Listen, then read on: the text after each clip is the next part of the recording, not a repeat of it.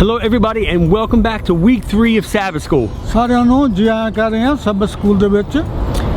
This week's lesson is entitled The Roots of Restlessness. ਔਰ ਇਸ ਹਫਤੇ ਦਾ ਜੋ ਸਬਕ ਹੈ ਉਹ ਕਿ ਬੇਚੈਨੀ ਦਾ ਜੜ ਕੀ ਹੈ। So far we've talked about what it means to be restless. ਇਸ ਪਿਛਲੇ ਹਫਤੇ ਅਸੀਂ ਇਹ ਸਿੱਖਿਆ ਸੀ ਕਿ ਇਸ ਦਾ ਅਰਥ ਕੀ ਹੈ, ਬੇਚੈਨੀ ਕੀ ਹੁੰਦੀ ਹੈ। But this week we're going to talk about the reasons people feel restless. ਇਸ ਹਫਤੇ ਅਸੀਂ ਦੇਖਣਾ ਕਿ ਬੇਚੈਨੀ ਦਾ ਅਰਥ ਕੀ ਹੈ ਜਾਂ ਇਹਦਾ ਕਾਰਨ ਕੀ ਹੈ। So when you think of roots, you think of trees, right? ਜਦੋਂ ਕਿਸੇ ਚੀਜ਼ ਦੀ ਜੜ ਦੇਖੀਏ ਤਾਂ ਇਸ ਤਰ੍ਹਾਂ ਤੁਸੀਂ ਦੇਖਦੇ ਹੋ ਕਿ ਇੱਕ ਜਿੱਦਾਂ ਦਰਖਤ ਦੀ ਮਿਸਾਲ ਦੇਖੀਏ। Well, what you see from the tree is really because of the roots.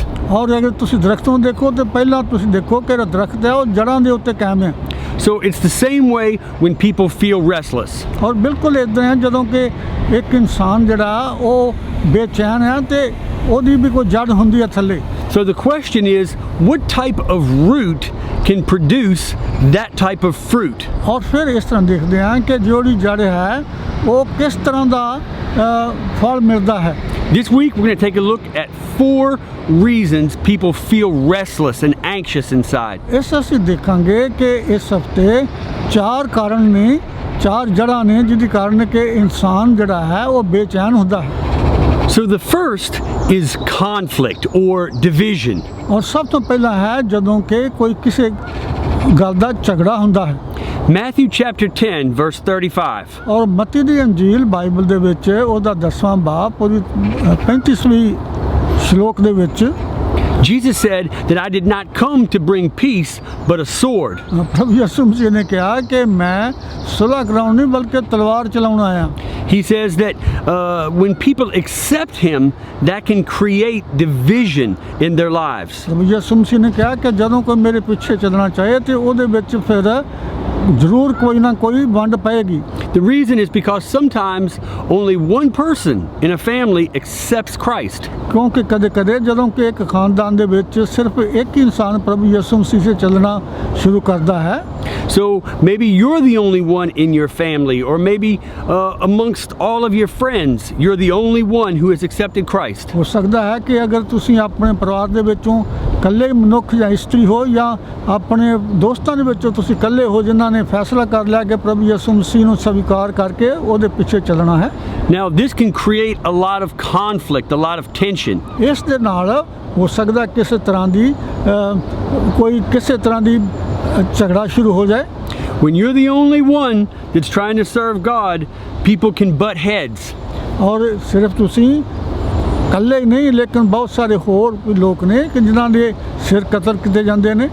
Yeah, and this creates stress because we don't want to be separated from our friends and family. ਔਰ ਇਸ ਤਰੀਕੇ ਦੇ ਨਾਲ ਅਸੀਂ ਦੇਖਦੇ ਹਾਂ ਕਿ ਜੁਦਾਈ ਸ਼ੁਰੂ ਹੋ ਜਾਂਦੀ ਹੈ ਕਿ ਅਸੀਂ ਆਪਣੇ ਪਰਿਵਾਰਾਂ ਨਾਲੋਂ ਵੱਖਰੇ ਨਹੀਂ ਹੁੰਦੇ। Yeah, we begin to fear, what are my parents going to think, or what are my spouses going to think, or what are my friends going to think? ਔਰ ਫਿਰ ਅਸੀਂ ਆਪਣੇ ਦਿਲ ਦੇ ਵਿੱਚ ਸੋਚਣਾ ਸ਼ੁਰੂ ਕਰ ਦਿੰਦੇ ਹਾਂ ਕਿ ਸਾਡਾ ਪਰਿਵਾਰ ਜਾਂ ਮੇਰੇ ਦੋਸਤ ਜਾਂ ਮੇਰੀ ਇਸਤਰੀ ਜਾਂ ਮੇਰਾ ਸਾਥੀ ਮੇਰੇ ਬਾਰੇ ਕੀ ਸੋਚੇਗਾ ਹੁਣ। But Christ tells us that as unfortunate as that is, we have to put him first. ਔਰ ਲੇਕਿਨ ਪ੍ਰਭੂ ਯਿਸੂ ਮਸੀਹ ਸਾਨੂੰ ਦੱਸਦੇ ਨੇ ਕਿ ਇਸ ਤਰ੍ਹਾਂ ਕਰਨ ਦੇ ਨਾਲ ਕੋਈ ਹੋਰ ਚਾਰਾ ਨਹੀਂ ਆ। ਪਹਿਲਾਂ ਹਮੇਸ਼ਾ ਦਾ ਜੀਵਨ ਪਾਉਣ ਵਾਸਤੇ ਉਹਨਾਂ ਨੂੰ ਸਵੀਕਾਰ ਕਰਨਾ ਪਏਗਾ।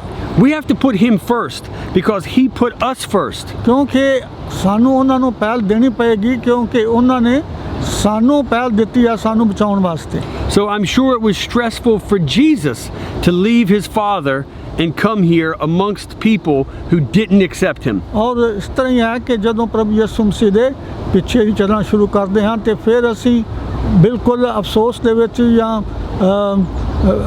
ਆਪਣੇ ਆਪ ਨੂੰ ਇੱਕ ਮੁਸੀਬਤ ਵਿੱਚ ਪਏ ਹੋਏ ਦੇਖਦੇ ਹਾਂ ਕਿਉਂਕਿ ਉਹਨੇ ਵੀ ਸਾਨੂੰ ਬਚਾਉਣ ਵਾਸਤੇ ਮੁਸੀਬਤ 'ਚ ਉਹਨਾਂ ਨੂੰ ਪੈਣਾ ਪਿਆ। But he did do it. He did it for me, he did it for my dad, and he did it for you. ਔਰ ਉਹਨਾਂ ਨੇ ਆਪਣੇ ਆਪ ਨੂੰ ਮੁਸੀਬਤ ਵਿੱਚ ਪਾ ਕੇ ਸਾਨੂੰ ਬਚਾਉਣਾ ਚਾਹਿਆ ਜਿਸ ਤਰ੍ਹਾਂ ਤੁਹਾਨੂੰ ਵਾਸਤੇ, ਮੇਰੇ ਵਾਸਤੇ ਔਰ ਦੂਸਰਿਆਂ ਵਾਸਤੇ ਵੀ। So let us be prepared despite the conflict, to put him first always. ਆਓ ਇਸ ਕਰਕੇ ਬੇਸ਼ੱਕ ਮੁਸੀਬਤ ਆਵੇ ਪਰ ਪਹਿਲਾਂ ਉਸ ਨੂੰ ਪਹਿਲ ਦੇਈਏ ਪ੍ਰਭੂ ਯਿਸੂ ਮਸੀਹ ਨੂੰ। Yeah, and once you make that decision to put him first, all of your troubles and anxiety will go away. ਜਦੋਂ ਉਸ ਨੂੰ ਪੂਰੇ ਵਿਸ਼ਵਾਸ ਦੇ ਨਾਲ ਪ੍ਰਭੂ ਯਿਸੂ ਮਸੀਹ ਦੇ ਵਿੱਚ ਆ ਜਾਓ ਤਾਂ ਫਿਰ ਹਰ ਤਰ੍ਹਾਂ ਦੀ ਜਿਹੜੀ ਉਹ ਬੇਆਰਾਮੀ ਆ ਦੂਰ ਹੋ ਜਾਏਗੀ। Look at this quotation. ਔਰ ਫਿਰ ਇਸ ਬੰਨੇ ਜੋ ਤਸਵੀਰ ਵਿੱਚ ਦੇਖੋਗੇ ਇਸ ਨੂੰ ਪੜੋ। It says that all who reject God's infinite love will find that Christ causes division in their life. ਉੱਥੇ ਲਿਖਿਆ ਹੈ ਕਿ ਜੋ ਕੋਈ ਵੀ ਪ੍ਰਭੂ ਨੂੰ ਪ੍ਰੇਮ ਕਰਨਾ ਜਾਂ ਪ੍ਰਭੂ ਦੇ ਪਿੱਛੇ ਚੱਲੇਗਾ ਉੱਥੇ ਜ਼ਰੂਰ ਆਪਣੇ ਆਪ ਨੂੰ ਉਹਨਾਂ ਨੂੰ ਅਲੱਗ ਸੰਸਾਰ ਦੇ ਵਿੱਚੋਂ ਹੋਣਾ ਪਵੇਗਾ। It says that he will actually become a disturber to those who reject him. ਔਰ ਫਿਰ ਕਿਹਾ ਕਿ ਜਿਨ੍ਹਾਂ ਨੇ ਪ੍ਰਭੂ ਦੇ ਨਾਲ ਪ੍ਰੇਮ ਨਹੀਂ ਕੀਤਾ ਉਹਨਾਂ ਵਾਸਤੇ ਇੱਕ ਉਹ ਝਗੜੇ ਦਾ ਕਾਰਨ ਬਣ ਜਾਏਗਾ। Okay, now the next reason is in Luke chapter 12. ਔਰ ਫਿਰ ਅਸੀਂ ਹੋਰ ਦੇਖਦੇ ਹਾਂ ਕਿ ਲੂਕਾ ਦੀ ਅੰਜੀਲ ਦੇ ਵਿੱਚ ਉਹਦਾ 12ਵੇਂ ਅਧਿਆਇ ਦੇ ਵਿੱਚ It talks about a story with two brothers. ਔਰ ਉੱਥੇ ਦੋ ਭਰਾਵਾਂ ਦੀ ਮਿਸਾਲ ਦਿੱਤੀ ਗਈ ਹੈ। Apparently, a father died and left an inheritance, and the two brothers began to argue. Well, really, one brother began to argue. ਔਰ ਉੱਥੇ ਦੇਖਿਆ ਕਿ ਦੋਵਾਂ ਭਰਾਵਾਂ ਦੀ ਗੱਲ ਹੈ ਕਿ ਜਦੋਂ ਉਹਨਾਂ ਦੇ ਪਿਤਾ ਜੀ ਸਵਰਗਵਾਸ ਹੋ ਗਏ ਨੇ ਤੇ ਉਹਨਾਂ ਦੇ ਵਿੱਚੋਂ ਇੱਕ ਭਰਾ ਜਿਹੜਾ ਉਹ ਝਗੜਾ ਕਰਨਾ ਸ਼ੁਰੂ ਕਰ ਦਿੱਤਾ ਦੂਸਰੇ ਭਰਾ ਦੇ ਨਾਲ। When you read the story, it comes across as though one brother apparently got more than the other brother, and he didn't like it. ਔਰ ਉੱਥੇ ਤੁਸੀਂ ਦੇਖਦੇ ਹੋ ਕਿ ਇੱਕ ਭਰਾ ਨੇ ਜੋ ਪਿਤਾ ਦੀ ਜੋ ਵੀ ਉਹਦੀ ਮਾਇਆ ਸੀ ਉਹ ਵੰਡ ਕਰਨ ਦੇ ਵਿੱਚ ਦੇਖਿਆ ਕਿ ਦੂਸਰੇ ਭਰਾ ਨੂੰ ਬਹੁਤ ਜ਼ਿਆਦਾ ਹਿੱਸਾ ਮਿਲ ਗਿਆ ਤੇ ਉਹਨੂੰ ਪਸੰਦ ਨਹੀਂ ਆਈ।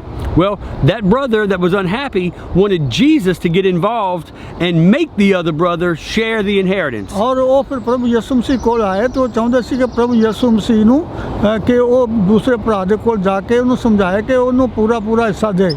But Jesus said, I don't want anything to do with that. That's between you and your brother. ਲੇਕਿਨ ਪ੍ਰਭੂ ਯਿਸੂ ਮਸੀਹ ਨੇ ਕਿਹਾ ਵੀ ਮੈਂ ਤੁਹਾਡੇ ਦੋਵਾਂ ਭਰਾਵਾਂ ਦੇ ਵਿੱਚ ਮੈਂ ਨਹੀਂ ਕੁਝ ਵੀ ਕਰ ਸਕਦਾ, ਤੁਹਾਡਾ ਦੋਵਾਂ ਭਰਾਵਾਂ ਦਾ ਆਪਸ ਦੀ ਗੱਲਬਾਤ ਹੈ। Well, this brother was disturbed. He lost his peace. He was restless. ਔਰ ਤੁਸੀਂ ਦੇਖਦੇ ਹੋ ਕਿ ਇਸ ਕਾਰਨ ਵੀ ਉਹ ਮਾਇਆ ਦੀ ਵਜ੍ਹਾ ਦੇ ਨਾਲ ਵੀ ਦੋਵਾਂ ਭਰਾਵਾਂ ਦੇ ਵਿੱਚ ਝਗੜਾ ਹੋ ਗਿਆ, ਉਹ ਦੂਸਰਾ ਬੇਆਰਾਮ ਹੋ ਗਿਆ। And Jesus warned him. ਔਰ ਪ੍ਰਭੂ ਯਿਸੂ ਮਸੀਹ ਨੇ ਫਿਰ ਉਸ ਨੂੰ ਇਸ ਗੱਲ ਦੇ ਉੱਤੇ ਬਹੁਤ ਇੱਕ ਚੇਤਾਵਨੀ ਦਿੱਤੀ। He said, you're restless because you are struggling with covetousness. ਔਰ ਉਸਨੇ ਉਸ ਨੂੰ ਕਿਹਾ ਕਿ ਦੇਖ ਭਾਈ ਤੂੰ ਬੇਚੈਨ ਹੋ ਗਿਆ ਕਿਉਂਕਿ ਤੂੰ ਲਾਲਚੀ ਹੈ। He said, when you want what somebody else has, you're always going to feel restless. ਔਰ ਉਸ ਨੂੰ ਸਮਝਾਇਆ ਕਿ ਤੂੰ ਹਮੇਸ਼ਾ ਇਦਾਂ ਚਿੰਤਾ ਦੇ ਵਿੱਚ ਫਸਿਆ ਰਹੇਗਾ ਜਦੋਂ ਤੂੰ ਦੂਸਰੇ ਵੱਲ ਵੇਖ ਕੇ ਤੇਰੇ ਕੋਲ ਬਹੁਤਾ ਤੇ ਮੇਰੇ ਕੋਲ ਥੋੜਾ ਇਹ ਫਿਕਰ ਕਰਨਾ ਸ਼ੁਰੂ ਕਰ ਦੇਂਗਾ ਤੇ ਤੂੰ ਚਿੰਤਾ 'ਚ ਫਸਿਆ ਰਹੇਗਾ। Yeah, so the lesson here is that we should be thankful, we should be grateful for what we have and not always covet what other people have. ਇਸ ਤੋਂ ਸਬਕ ਇਹ ਹੈ ਕਿ ਇੱਕ ਚਿੰਤਾ ਦਾ ਕਾਰਨ ਇਹ ਹੈ ਕਿ ਜਦੋਂ ਅਸੀਂ ਇਸ ਗੱਲ ਦੇ ਵਿੱਚ ਫਸੇ ਰਵਾਂਗੇ ਕਿ ਸਾਡੇ ਕੋਲ ਵੀ ਉਨਾ ਹੀ ਹੋਵੇ ਜਿੰਨਾ ਕਿ ਦੂਸਰੇ ਕੋਲ ਆ ਤੇ ਫਿਰ ਅਸੀਂ ਚਿੰਤਾ ਵਿੱਚ ਫਸੇ ਰਵਾਂਗੇ, ਬਲਕਿ ਜੋ ਕੁਝ ਸਾਡੇ ਪਾਸ ਹੈ ਉਹਦੇ ਵਿੱਚ ਸਾਨੂੰ ਪ੍ਰਭੂ ਦਾ ਧੰਨਵਾਦ ਕਰਨਾ ਚਾਹੀਦਾ ਹੈ। Yeah, once we learn gratitude, all of our restlessness subsides. ਜਦੋਂ ਅਸੀਂ ਜੋ ਪ੍ਰਭੂ ਨੇ ਸਾਨੂੰ ਦਿੱਤਾ ਹੈ ਉਹਦੇ ਵਿੱਚ ਹੀ ਅਸੀਂ ਪ੍ਰਭੂ ਦਾ ਧੰਨਵਾਦ ਕਰੀਏ ਤਾਂ ਫਿਰ ਇਦਾਂ ਦੀ ਜਿਹੜੀ ਚਿੰਤਾਪਨ ਹੈ ਉਹ ਦੂਰ ਹੋਏਗਾ। Now the third reason is ambition. ਔਰ ਫਿਰ ਇਹ ਹੈ ਕਿ ਇੱਕ ਬੇਤਾਬ ਹੁੰਦੇ ਰਹਿਣਾ। 5, there was an argument amongst the disciples. ਔਰ ਦੇਖਦੇ ਹਾਂ ਕਿ ਮੱਤੀ ਦੀ ਅੰਜੀਲ ਦੇ ਵਿੱਚ ਉਹਦੇ 10ਵੇਂ ਅਧਿਆਇ ਦੇ ਵਿੱਚ ਦੇਖਦੇ ਹਾਂ ਕਿ ਜਿਹੜੇ ਪ੍ਰਭੂ ਯਿਸੂ ਮਸੀਹ ਦੇ ਸ਼ਾਗਿਰਦ ਸੀ ਉਹਨਾਂ ਦੇ ਵਿੱਚ ਆਪਸ ਵਿੱਚ ਉਹਦੀ ਖਿੱਚਾਤਾਣੀ ਸ਼ੁਰੂ ਹੋ ਗਈ। You see, they thought that when Jesus became the Messiah, that meant that he was going to establish like a government, a rulership, a kingdom. ਉਹਨਾਂ ਨੇ ਸੋਚਿਆ ਕਿ ਜਦੋਂ ਪ੍ਰਭੂ ਯਿਸੂ ਮਸੀਹ ਉਹਨਾਂ ਦਾ ਰਾਜ ਆਏਗਾ ਤੇ ਉਹਨਾਂ ਦੇ ਵਿੱਚ ਬਹੁਤ ਵੱਡੇ ਉਹ ਵਜ਼ੀਰ ਆਪਣੀ ਵਜ਼ੀਰ ਵੀ ਬਣਾਂਗੇ ਆਪਣੇ ਲੋਕਾਂ ਨੂੰ। Yeah, and all of the disciples thought that they were going to have these high-ranking positions in this government. ਔਰ ਉਹਨਾਂ ਨੇ ਸੋਚਿਆ ਕਿ ਉਹਨਾਂ ਨੂੰ ਵੀ ਕੋਈ ਨਾ ਕੋਈ ਬਹੁਤ ਵੱਡਾ ਉਸ ਗਵਰਨਮੈਂਟ ਦੇ ਵਿੱਚ ਰੁਤਬਾ ਮਿਲੇਗਾ। So they were always arguing amongst themselves about who was going to be the highest ranked person. ਔਰ ਉਹ ਫਿਰ ਆਪਸ ਦੇ ਵਿੱਚ ਤਕਰਾਰ ਕਰਨ ਲੱਗੇ ਵੀ ਸਾਡੇ ਵਿੱਚੋਂ ਕਿਹੜਾ ਜਿਨ੍ਹਾਂ ਨੂੰ ਸਾਰਿਆਂ ਤੋਂ ਵੱਡਾ ਰੁਤਬਾ ਮਿਲਣਾ। And then they would argue because they would say, well, I'm the best. And he would say, no, I'm the best. And they would cause an argument. ਉਹ ਆਪਸ ਦੇ ਜਿਹੜੇ ਸੀ ਇਸ ਗੱਲ ਤੋਂ ਝਗੜਾ ਕਰਨ ਲੱਗੇ ਕਿ ਇੱਕ ਦੂਜੇ ਨੂੰ ਕਹਿਣ ਲੱਗੇ ਵੀ ਤੇਰੇ ਨਾਲੋਂ ਮੈਂ ਚੰਗਾ, ਦੂਜਾ ਕਹਿਣ ਲੱਗੇ ਤੇਰੇ ਨਾਲੋਂ ਮੈਂ ਚੰਗਾ ਵਾਂ। So this demonstrates that there's something about selfish ambition that causes restlessness. ਔਰ ਇਹ ਤੋਂ ਪਤਾ ਲੱਗਦਾ ਹੈ ਕਿ ਇੱਕ ਜਦੋਂ ਅਸੀਂ ਆਪਣੇ ਦਿਲ ਦੇ ਵਿੱਚ ਇੱਦਾਂ ਦੀਆਂ ਖਾਹਿਸ਼ਾਂ ਸ਼ੁਰੂ ਕਰ ਦਿੰਦੇ ਹਾਂ ਕਿ ਲਾਲਚੀ ਸ਼ੁਰੂ ਕਰ ਦਿੰਦੇ ਹਾਂ ਕਿ ਸਾਨੂੰ ਆਹ ਮਿਲਣਾ ਚਾਹੀਦਾ, ਸਾਨੂੰ ਆਹ ਮਿਲਣਾ ਚਾਹੀਦਾ ਦੂਜਿਆਂ ਦੇ ਮੁਤਾਬਕ, ਤੇ ਇਹਦੇ ਨਾਲ ਵੀ ਇਨਸਾਨ ਜਿਹੜਾ ਉਹ ਚਿੰਤਾ ਦੇ ਵਿੱਚ ਹਮੇਸ਼ਾ ਫਸਿਆ ਰਹਿੰਦਾ। And this selfish ambition, it actually just overwhelmed their minds and they became blind to everything else around them. ਇਸ ਝਗੜੇ ਦੇ ਵਿੱਚ ਫਸ ਕੇ ਕਿ ਉਹ ਆਪਣੇ ਆਪ ਹੀ ਖੁਦਗਰਜੀ ਦੇ ਵਿੱਚ ਆਪਣੇ ਆਪ ਹੀ ਬਾਰੇ ਸੋਚੀ ਜਾਂਦੇ ਸਨ ਤੇ ਉਹ ਇੰਨੇ ਹੋ ਗਏ ਕਿ ਦੂਸਰਿਆਂ ਦੇ ਬਾਰੇ ਉਹ ਸੋਚ ਨਹੀਂ ਸੀ ਸਕਦੇ ਕਿ ਇਹਨਾਂ ਨੂੰ ਵੀ ਕੁਝ ਮਿਲਣਾ ਚਾਹੀਦਾ। ਉਹ ਆਪਣੀ ਇੱਜ਼ਤ ਬਾਰੇ ਸੋਚ ਰਹੇ ਸਨ। Yeah, they were so busy climbing the corporate ladder that they didn't care who they had to pull down to get to the top. ਔਰ ਉਹ ਇਸ ਤਰ੍ਹਾਂ ਸੋਚ ਰਹੇ ਸੀ ਕਿ ਉਸ ਪਦਵੀ ਦੀ ਜਿਹੜੀ ਪੀੜ੍ਹੀ ਆ ਉਹਦੇ ਤੋਂ ਕਿੰਨੇ ਉੱਚੇ ਜਾਣਾ, ਬਲਕਿ ਇੱਥੇ ਸੋਚ ਰਹੇ ਸੀ ਕਿ ਜਿਹੜਾ ਵੀ ਉਹਨਾਂ ਤੋਂ ਪਹਿਲਾਂ ਉੱਚੇ ਚੜਿਆ ਉਹਦੇ ਤੋਂ ਉਹਨੂੰ ਥੱਲੇ ਖਿੱਚ ਲਵਾਂਗੇ। Yeah, I had a friend once in the Navy a long time ago that told me something that I never forgot. ਉਹ ਕਹਿੰਦੇ ਨੇ ਕਿ ਇਹਨਾਂ ਦਾ ਇੱਕ ਦੋਸਤ ਸੀ ਜਦੋਂ ਨੇਵੀ ਵਿੱਚ ਸਨ, ਉਸ ਦੋਸਤ ਨੇ ਇੱਕ ਕਹਾਣੀ ਦੱਸੀ ਉਹਨਾਂ ਦੇ ਆਪਣੀ ਜ਼ਿੰਦਗੀ ਬਾਰੇ, ਉਹ ਕਦੀ ਵੀ ਇਹ ਭੁੱਲੀ ਨਹੀਂ। Yeah, they said that you should always do your best and try to succeed. ਔਰ ਉਹਨਾਂ ਨੇ ਕਿਹਾ ਕਿ ਹਮੇਸ਼ਾ ਤੁਸੀਂ ਆਪਣੇ ਆਪ ਨੂੰ ਜੋ ਵੀ ਕਰ ਰਹੇ ਹੋ ਉਹਨੂੰ ਪੂਰੀ ਕੋਸ਼ਿਸ਼ ਨਾਲ ਚੰਗਾ ਕਰੋ ਤੇ ਤਾਂ ਕਿ ਤੁਸੀਂ ਕਾਮਯਾਬ ਹੋ।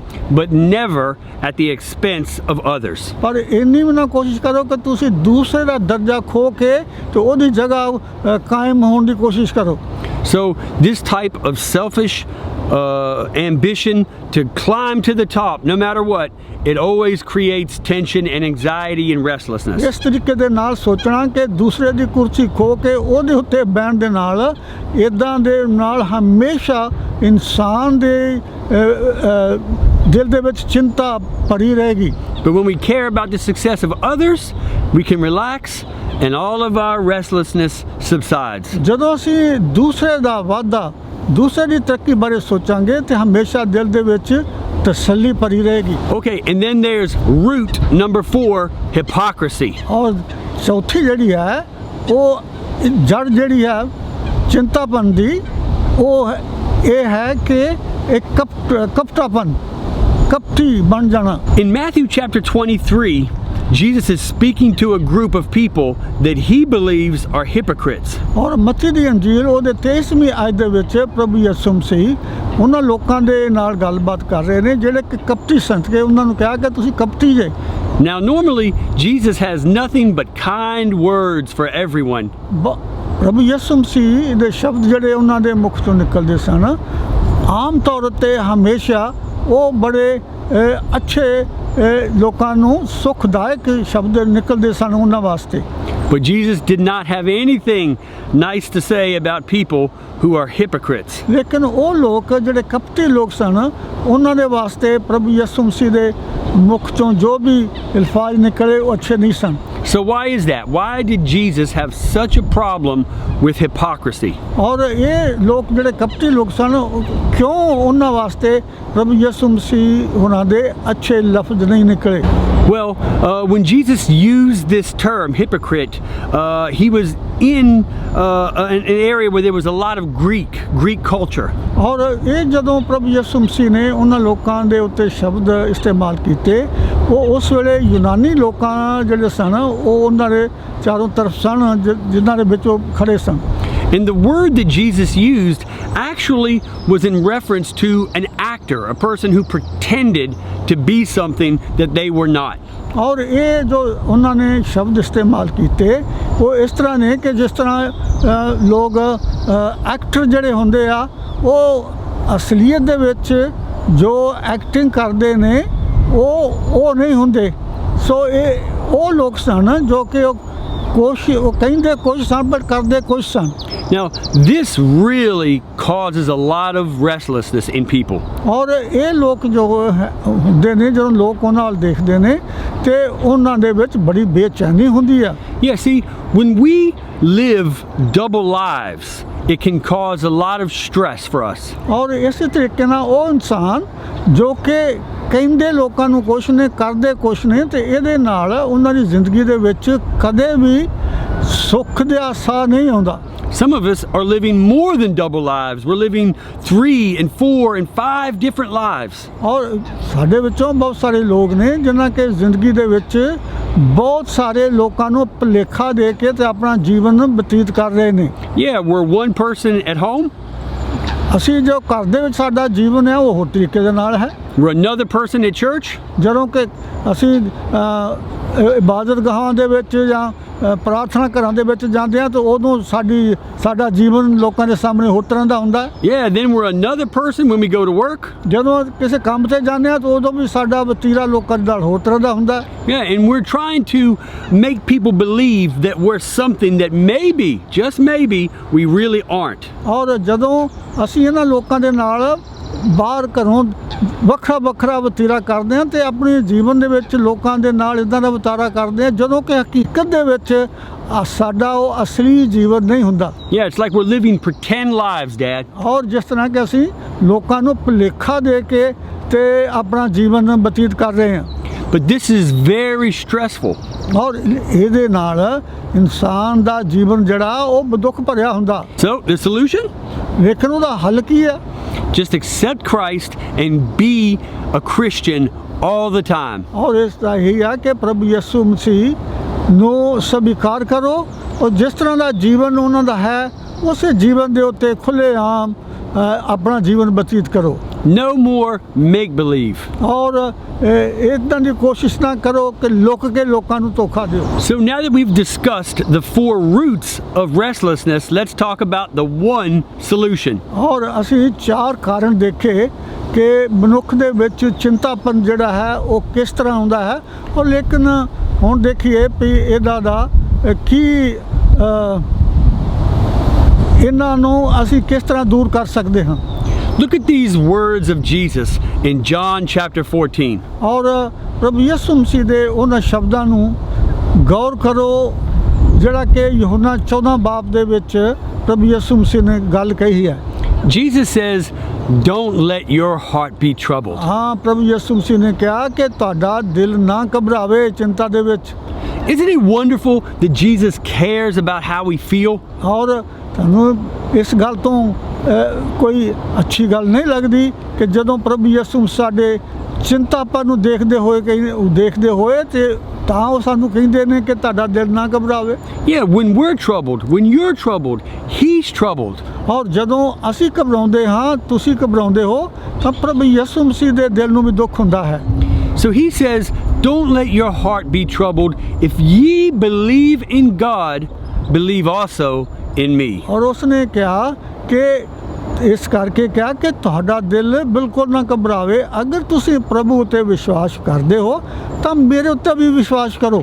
He said, I'm going to go away and I'm going to prepare a place for you. ਉਹਨਾਂ ਨੇ ਕਿਹਾ ਕਿ ਦੇਖੋ ਮੈਂ ਸਵਰਗ ਦੇ ਉੱਤੇ ਜਾ ਰਿਹਾ ਹਾਂ ਔਰ ਉੱਥੇ ਤੁਹਾਡੇ ਲਈ ਇੱਕ ਜਗ੍ਹਾ ਤਿਆਰ ਕਰ ਰਿਹਾ ਹਾਂ।